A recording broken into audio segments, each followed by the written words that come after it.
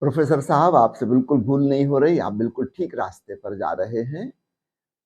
वो विदेही अनुभव, feeling of bodilessness, out of body experience भ्रम नहीं है, सपने नहीं हैं। याद रखना, सपने रिपीट नहीं होते। सपने कभी रिपीट नहीं होते, वो तो कोइंसिडेंटल हैं। लेकिन यह जो आउट ऑफ बॉडी एक्सपीरियंस है, अक्सर रात में होता है, यह बार-बार रिपीट होता है। आपने कहा 20 साल में अनेक बार हुआ। इससे सिद्ध हो गया कि वह सपना नहीं है, वह सचमुच में हुआ। और किसी गहन सूक्ष्म तल पर आपका जागरण जारी है। तभी तो आप नींद में अपने खुद के खर्राटे सुन पाते हैं। खर्राटे लेने वाले कभी अपनी आवाज नहीं सुनते। जब दूसरे लोग उनसे कहते हैं आप खर्राटे भरते हो, कहते नहीं, मैंने तो आज तक नहीं सुना। आप कैसे सुनोगे, आप तो पूरी तरह बेहोशी में थे। लेकिन आप अपने खर्राटे सुन पा रहे हैं, इसका मतलब नींद में भी ध्यान प्रवेश कर गया। इसका मतलब जो हो रहा है बिल्कुल ठीक हो रहा है।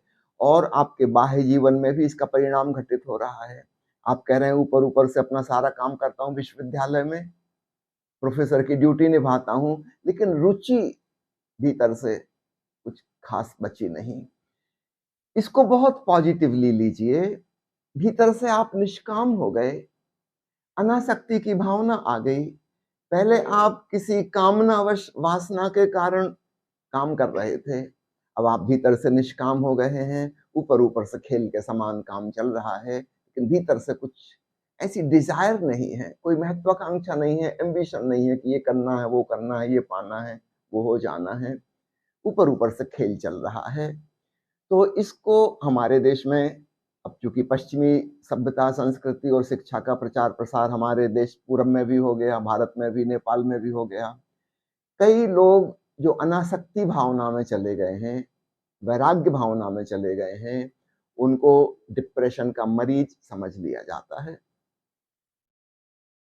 पश्चिम में ऐसा है, ओशो ने कहा है कि पागल खानों में बहुत ऐसे लोग हैं जो अगर पूरब में होते पिछले सदी में, तो उनको परमहंस की तरह पूजा जाता।